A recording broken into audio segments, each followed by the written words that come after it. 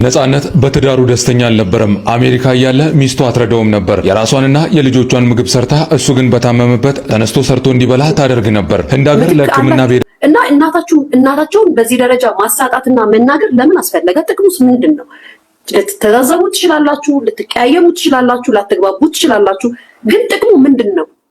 ይሄ የተናገራችሁት ነገር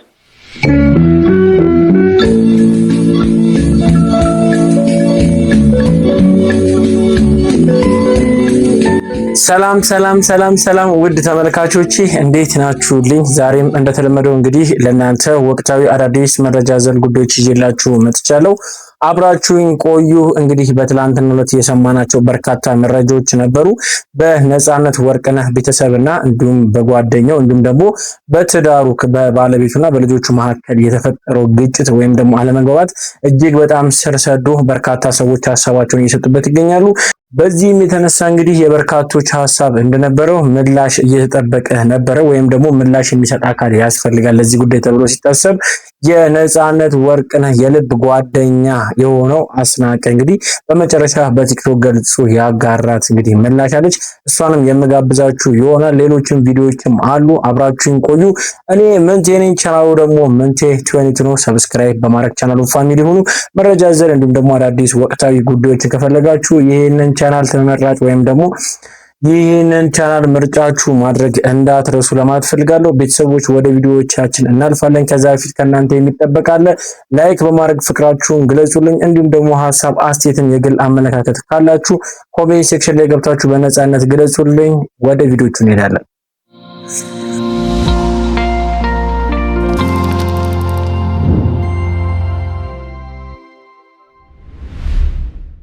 በቅድሚያም ቤተሰቦች ከናንተ ሐሳብ የሚያስፈልግበት ወይም ደግሞ የናንተ ሐሳብ የሚጠበቅበት አንድ ጉዳይ አለ። እሱን የማቀብላችሁ ይሆናል። ከዛ ጋር ተያይዞ የናንተንም ሐሳብ ማወቅ እፈልጋለሁ ወይም ደግሞ የናንተ ሐሳብም ስለሚያስፈልግ እቺን ቪዲዮ ተጋበዙልኝና እኔም ሐሳቤን ሰጥቼበት አልፋለሁ። ከሰሞኑ በማህበራዊ ሚዲያ ላይ ለሰይፉ ፋንታሁን የክብር ዶክትሬት ይሰጠው ይገባዋል የሚሉ ድምጾች ተበራክተዋል። በኢትዮጵያ የኪነ ጥበብ ሰማይ ስር ላለፉት 3 ዓመታት እንደ ፋኖስ ሲያበራ የቆየው ሰይፉ ፋንታሁን የሀገር ፍቅርና የሙያ ስነ ምግባር ተምሳሌት ነው ብሎ ይጀምራል አንድ ፌስቡክ ላይ ሲዘዋወር ያየው ጽሑፍ። ሰይፉ የጋዜጠኝነትን ድንበር ተሻግሮ በሳቅና በፈገግታ የኢትዮጵያውያንን ቤት ያደመቀ፣ ተስፋ ለቆረጡ ብርታትን፣ ለታመሙ ረዳትን ያፈላለገ የጭንቅ ቀን ደራሽ ነው። ይህ ሰው ለሀገር ካበረከተው የማይናቅና ወደር የለሽ አስተዋጽኦ አንጻር የክብር ዶክትሬት ሊሰጠው ይገባል። ይህ ሽልማት ለሰይፉ ብቻ ሳይሆን ላለፈበት የጥበብ ዘርፍና ለሚወደው የኢትዮጵያ ሕዝብ የሚሰጥ ትልቅ ክብር ነው። እናንተ ምን ትላላችሁ? የክብር ዶክትሬቱ ይገባዋል ወይስ አይገባውም? ሐሳባችሁን ኮመንት ላይ አስፍሩልኝ። ፎሎ ማድረግ እንዳይረሳ። እርግጠኛ ነኝ ሁላችሁም ተመሳሳይ ሐሳብ ያላችሁ ይመስለኛል። እኔ እንደራሴ አመለካከት ከሆነ ሰይፉ ያልተሰጠው ማን ሊሰጠው ነው የክብር ዶክትሬት? ሰይፉ እንግዲህ እጅግ በጣም ድንቅ የሆኑ መልካም ስራዎችን እየሰራ ያለ ድንቅ ሰው መሆኑ ሁላችንም የምናውቀው ሁሉም ሰው የሚመሰክርለት ይመስለኛል። ስለዚህ ለሰይፉ ይገባዋል ብዬ አስባለሁ። እናንተም ሐሳባችሁን ብታሳውቁኝ ኮሜንት ሴክሽን ላይ ክፍት ነውና ኮሜንት ሴክሽን ላይ እየገባችሁ ሐሳባችሁን ግለጹልኝ እላችኋለሁ። በተጨማሪም ቤተሰቦች እጅግ በጣም አሳሳቢ ደረጃ ላይ የደረሰው የሰውን ሕይወትን እንዲሁም ደግሞ በንብረት ላይም ከፍተኛ ተጽዕኖ ወይም ደግሞ ከፍተኛ ውድመት ሊያደርስ የሚችለው ከሰበታ ድሬዳዋ ድረስ ያለው የባቡር መንገድ አሁንም እንግዲህ ብዙዎችን እያነጋገረ ይገኛል። ምን ተፈጥሮ ነው? ቪዲዮውን ልጋብዛችሁና ሐሳባችንን እንሰጥበታለን። ይህንን የባቡር ሀዲድ አያችሁት?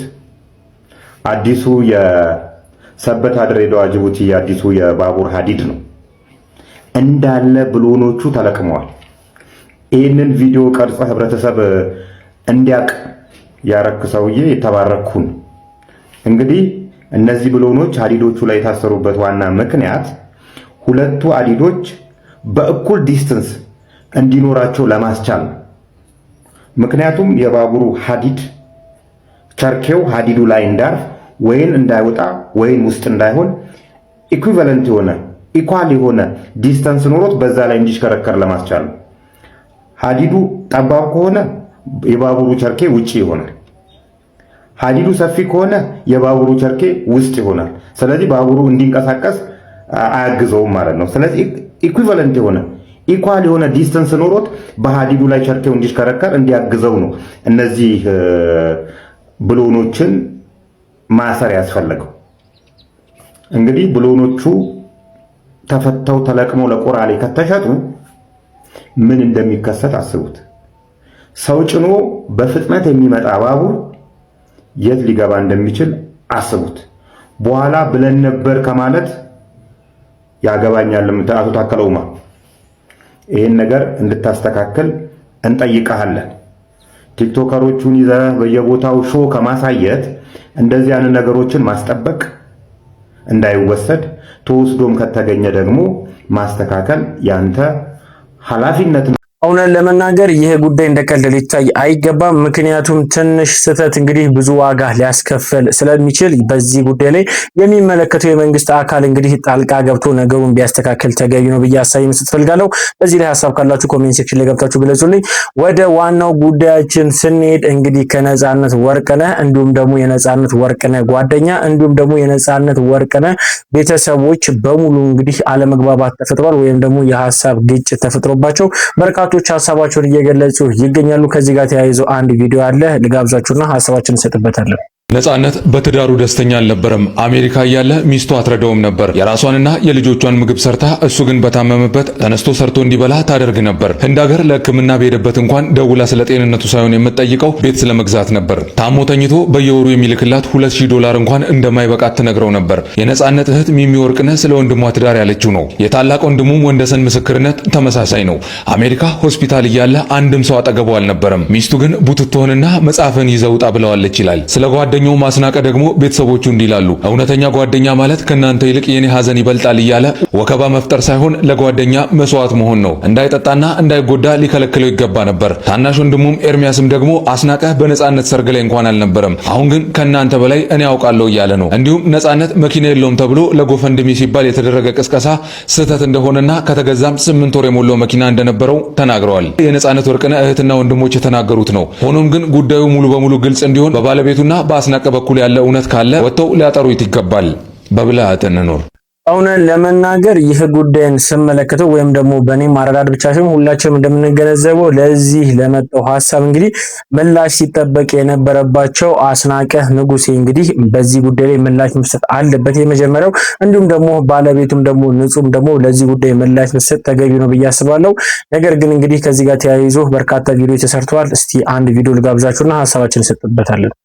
አይነት ነገር ስብሰባ ሲደረግ እያንዳንድሽ ከኔ በላይ አታዝኝም ምናምን የሆነ በቃ ፊታችን የሚለን ነገር አለ ማለት ነው። አልገባኝም። እንዲህ የሆነ ስብሰባ ሲደርግ እዚህ እያንዳንድሽ ሚስቱንም ጀብ እያንዳንድሽ እንደኔ አልተጎዳሽም።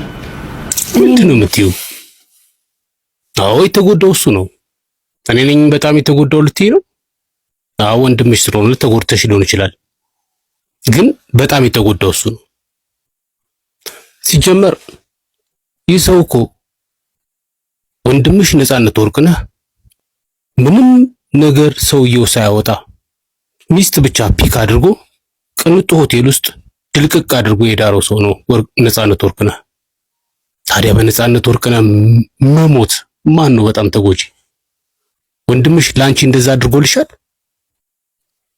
አላቅም። ነገር ግን በጣም ካንቺ በላይ ተጎዳው ቢልሽ ይሄ አንዱ ምክንያት ነው። ሁለተኛ ልጨምርልሽ፣ በህመሙ ምክንያት በአስታማሚ ሰበብ ወደ ታላቋ እና ገነቱ አሜሪካ ሚስቱ ማለት ባይዘው ስለሷ በጣም ብዙ ማውራት ፈልጋለሁ። ሚስት የምትባል ዘግናኝ የሆነች ፍጥረት ማለት ነው። ስለሷ በኋላ አወራለሁ። ነገር ግን እሷ ወዳለችበት አሜሪካ በአስተማሚ ሰበብ ሊሄድ የነበረ ሰው ነው እና አሁን ነጻነት ወርቅነህ ሲሞት ቀረበት ማለት አይደለም እንደ አሜሪካ። እና ማን ተጎዳ? በአስተማሚነት ሂሳብ እኮ አንቺ አይደለሽም ልትሄጂ የነበረው፣ ወንድሞችሽ አይደለም ሊሄዱ የነበረው፣ የወዳጁ ነበር ሊሄድ የነበረው። ስለዚህ በሱ ምክንያት የቀረበትን አስቢው። ካንቺ እናንተ በላይ ተጎድቻለሁ ቢላችሁ አይክፋችሁ። ሌላ ልጨምርልሽ፣ በጣም በሚገርምሽ ሁኔታ ነጻነት ወርቅነህ እኮ ለዚህ ወዳጁ ሙሉ ወጪውን ከናምቡላው ጨምሮ ሲሸፍንለት የነበረ ነው። መጠጥ ተከልክሎ መጠጡን እንኳን ለማስተው አልሞከሩም። እንዲህ ናቸው የአምቡላ ጓደኞች። አምቡላ ጓደኞች እንደዚህ ናቸው። በሞት ላይ ራሱ ይነግዳሉ። ሞተው ይነግዱባቸዋል። ጎፈንድሚ ያሰባስቡባቸዋል። እንዲህ ናቸው የአምቡላ ጓደኞች።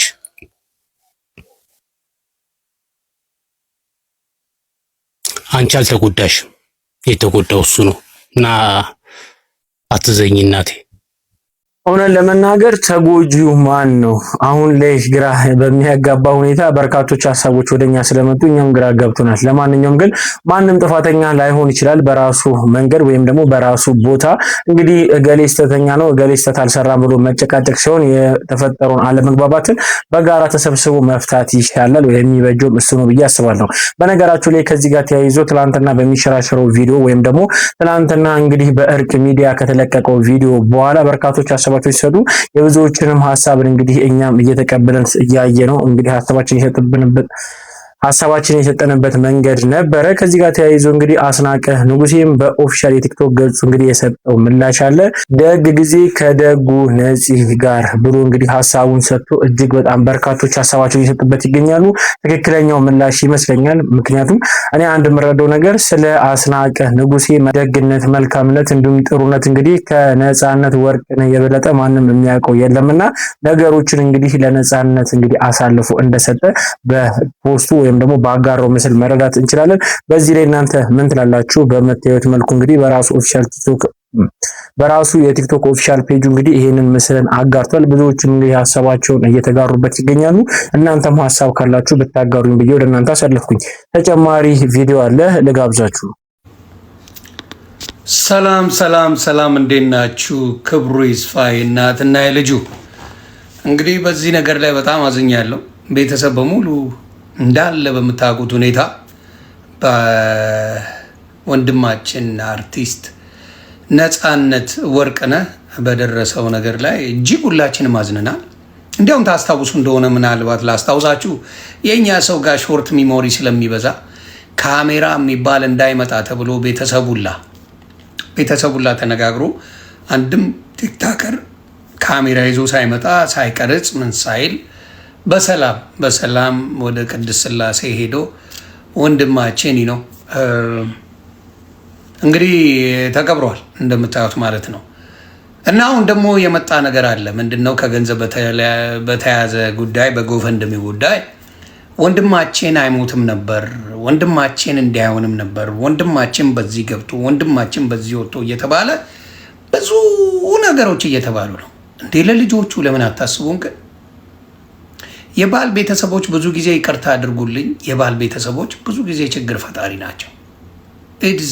ኢትዮጵያ ላይ ያለ ግራ የገባው ነገር የባል ቤተሰብ ከይቅርታ ጋር ብዙ ጊዜ ችግር ፈጣሪ ናቸው። ለምንድን ነው? ነገሩ አልፏል፣ ሁሉ ነገር ሆኗል። በሰላም በክብር ከነ ክብሩ ያለፈ ወንድም ነው።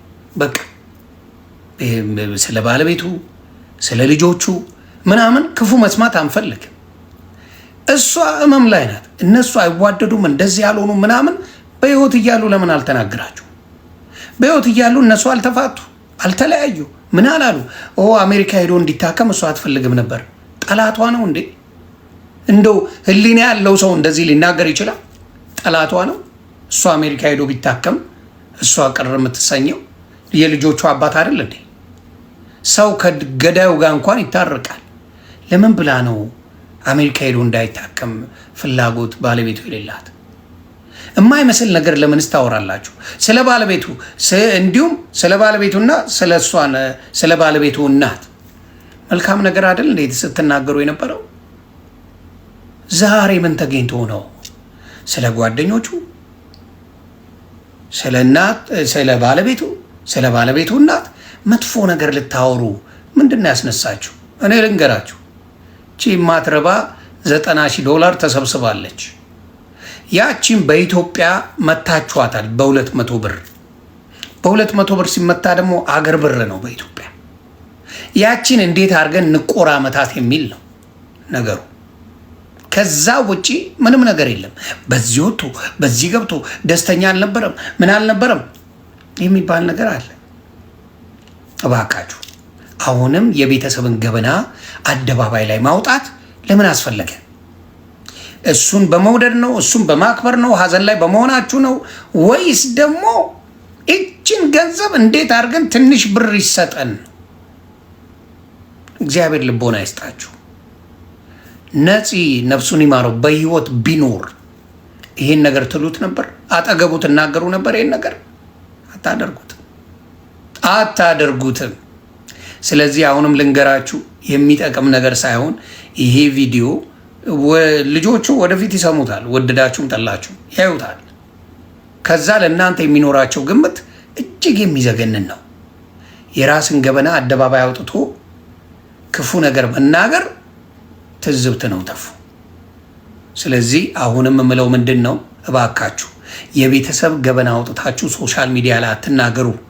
ይሄ ሶሻል ሚዲያ ያብጠለጥላችኋል እንጂ አይጠቅማችሁም። ሀዘናችሁ ላይ በራሳችሁ ጊዜ እንጨት አትስደዱበት። ሀዘናችሁን ብኩን አታድርጉት። ሰው አይታዘባችሁ። እንደዚህ አይነት ነገር እያመጣችሁ እንዲህ ነው፣ በዚህ ወጥቶ ነው፣ በዚህ ገብቶ ነው እያላችሁ ራሳችሁን ባታስወቅሱ ጥሩ ነው ላለሁ። ነጽዬ እግዚአብሔር ነፍስህን ከደጋጎቹ ገና ያድርግ። ልጆችህን ባለቤትህን ይጠብቅ፣ እንዲሁም ወንድምና እህቶችን ይጠብቅልን። ግን ይሄ ነገር ስለማይጠቅም እባካችሁ እንደዚህ አይነት ነገር ባታርጉ መልካም ነው። ሰው ይታዘባል። ምክንያቱም ከዚህ በፊት የሰራችሁት ቪዲዮ አለ፣ አሁን ደግሞ የሰራችሁት ቪዲዮ ስላለ ከሁለቱም ሲነጻጸር ትዝብቱ ስለምትገቡ ጥሩ አይደለም ብዬ እላለሁ። ሰላማችሁ ይብዛ። መልካም ቀን። ዮኒ ማኛ የተናገረው ንግግር ትክክል ይመስለኛል። በቤተሰቦቹ መካከል ያለውን አለመግባባት ቢቻል እርስ በርሳቸው መፍታት ነበረባቸው። ካሁን ደግሞ እንደዚህ አይነት ሶሻል ሚዲያ ላይ እንግዲህ የቤተሰብን ገመና ወይም ደግሞ የቤተሰብን ጉዳይን ሶሻል ሚዲያ ላይ አምጥቶ ማውጣት እንግዲህ እጅግ በጣም ትልቅ ይሰራ ወይም ደግሞ በቤተሰብ መካከል የበለጠ መቃቃርን የሚፈጥር ነው። ልጆቹም ደግሞ ነገ ታዳጊ ናቸው። ሶሻል ሚዲያ ላይ ያለ ነገር እድሜ ልክ የማይፋቅ ተቀማጭ እስከሆነ ድረስ እነዚህ ልጆች ሲያድጉ እንግዲህ ነገ ጠዋት ላይ ለነሱ ጥላቻ ነው እንጂ ምንም አይነት ፍቅር እንደማይኖራቸው ነው የሚያሳየው። ከዚህ ጋር ተያይዞ በርካቶችም ሀሳባቸው ሰጥቷል። እናንተ የዮኒ ማኛ ሀሳብን ምን ትሉታላችሁ? ሀሳብ ካላችሁ አጋሩኝ። ተጨማሪ ሊያሹ የተናገረችው ንግግር አለ፣ ልጋብዛችሁና ሀሳባችን እንሰጥበታለን። ባልና ሚስት የማያስማማቸው ብዙ ነገር አለ። ሲቀጥል ደግሞ እውነት እንነጋገር ከተባለ አሜሪካ ሀገር ላይ ኢትዮጵያ ሀገር ላይ ኖራችሁ አሜሪካ ሀገር የኖሩ ረጅም ዓመት የኖሩ ሰዎች አይጣጣሙም፣ አይስማሙም። ምክንያቱም እንደምንሰማው ከሆነ እኔ እንደምሰማው ከሆነ አሜሪካ ሀገር በጣም ነው ስራ የሚሰራው፣ ማለት በጣም ነው የሚደክሙት። ገብቷቸዋል። ከኢትዮጵያ የሚሄደው ሰው ከነሱ ጋር ለመግባባት በጣም ነው የሚቸግራቸው። እውነቴን ነው እምላችሁ። እና 3 ልጅ ይዛችሁ እያሳደጋችሁ ከዛም ተጨማሪ ሰው መጥቶባችሁ እናንተ በራሳችሁ በኩል እስኪ እዩት። አሁን ልትሉኝ የምትችሉትን ነገር ይገባኛል፣ ግን እስኪ በራሳችሁ በኩል አንቺ በራስሽ በኩል ብትሆኚ ሚስት በራሷ በኩል የብዙ አይነት ነገር ሊኖራት ይችላል። ልታስብ የምትችለው ላስማማት ይችላል። ከባለቤቷ ጋር የሚያጋጫት ነገር ለምንድን ነው? በዚህ ደረጃ በጭፍን እይታ መታችሁ በዚህ ደረጃ የሚስትን እንዴ የ3 ልጆች እናቱ ናት፣ የአክስት ናችሁ፣ አጎት ናችሁ፣ የወንድማችሁ ምትክ ናችሁ፣ ምትክ አላችሁ እና እናታቸውን በዚህ ደረጃ ማሳጣትና መናገር ለምን አስፈለገ? ጥቅሙስ ምንድን ነው? ልትተዛዘቡ ትችላላችሁ፣ ልትቀያየሙ ትችላላችሁ፣ ላትግባቡ ትችላላችሁ። ግን ጥቅሙ ምንድን ነው? ይሄ የተናገራችሁት ነገር እውነት ነፍሱን ይማር ነፃነት ቢኖር ደስ ይለዋል። መንፈስ የሚባል ነገር አለ እኮ። የነፃነት መንፈስ ሁሌም እኮ አለ፣ ከልጆቹ ጋር ከቤተሰቦቹ ጋር ከእናንተ ጋር ሁሌም አለ። ይህንን ነገር የቤቱን ይህን አላምት ባለትዳር ነኝ ባለቤቴ እያለ በየሚዲያው የሚናገር ሰው በዚህ ደረጃ የቤቱን ሚስጥር የግጭቱን ሁሉ ነገር አውጥታችሁ አደባባይ ላይ ማስጣት ምንድን ነው ጥቅሙ? የሚዲያው ባለቤት ራሱ በጣም ተሳፍራለ። በነገራችን ላይ አውጥተህ መናገርህ አይደለም የሚያሳፍረው፣ የሰጠው ርዕስ ግን በጣም ነው የሚያሳዝነው። የነፃነት ወርቅና ቤተሰቦች እውነቱን አጋለጡት። አያችሁ፣ ሁላችንም ለጥቅማችን ነው። ቢያንስ የምናከብረው ነው የምንወደው ነው እሱ የማይፈልገው ነገር ነው ብለን ካሰብን ልንጠነቀቅለት የምንጀምረው ከመጀመሪያው ጽሁፋችን ነው። ከመጀመሪያው ንግግራችን እውነት የምናከብረውና የምንወደው ሰው ከሆነ ማለት ነው። ስለሱ የምንጨነቅ ከሆነ ከንግግራችን መታረም አለብን። እሱ ገንዘብ እንዲሰበሰብለት አይፈልግም፣ ይህንን በህይወት ቢኖር አያደርገውም ብላችሁ ከመሰከራችሁለት እሱ ስለ ቤቱ ታሪክ እንዲወራለት እንደማይፈልግም ታውቃላችሁ። ቢፈልግ ኑሮ ሚዲያው በእጁ ነው። ከባለቤቴ ጋር ተለያይቻለሁ ከባለቤት እውነት ለመናገር አንድ ሀሳብ ጭንቅላቴ ላይ እንዲፈጠር ካረገችው መካከል የሊያሾ ንግግር ነው። ምክንያቱም ነፃነት ወርቅነህ እስከ መጨረሻዊቱ ዕለት እስከሚሞት ድረስ እንግዲህ ባለቤቴ ሚስቴ ብሎ የሚጠራት እንዲሁም ደግሞ ልጆቼ ብሎ እስከጠራት ድረስ እሱ ምንም አይነት ችግር ቢያሳልፍ እሱ ተስማምቶበት ወይም ደግሞ በእሱ ውስጥ በልብ ውስጥ ያላትን ቦታ ሳይፍቀው እንግዲህ የባለቤትነት ድርሻዋን ወይም ደግሞ የሚስትነት ቦታዋን ሳይነጥቃት እንግዲህ ቤተሰቦች አሁን ሊመጡ መናገራቸው እጅግ በጣም የሚያናድድ ወይም ደግሞ የሚያሳፍር ድርጊት ነው ብዬ ነው የማስበው። ለማንኛውም ግን ቤተሰቦቹም ሆኑ በሚስትየውም ቦታ ሆነ እንዲሁም ደግሞ በአስናቀም ቦታ ቢሆን ሁሉም ሰው እንግዲህ የራሱ አመለካከት ይኖረዋልና ለእናንተ ትክክል ያደረገው ወይም ደግሞ ትክክለኛ ጉዳዩን የፈጸመው ወይም ደግሞ ትክክል ሆኖ የተገኘው ማን ይመስላችኋል? ሀሳባችሁን አጋሩኝ። ቤተሰቦች ለዛሬ ይዤላችሁ የመጣችሁ መረጃዎች ምን ይመስላሉ? እስካሁን ድረስ አብራችሁን ስለቆያችሁ ከልብ አመሰግናለሁ። በቀጣይ ቪዲዮ እስክንገናኝ ሰላም ቆዩልኝ። እወዳችኋለሁ።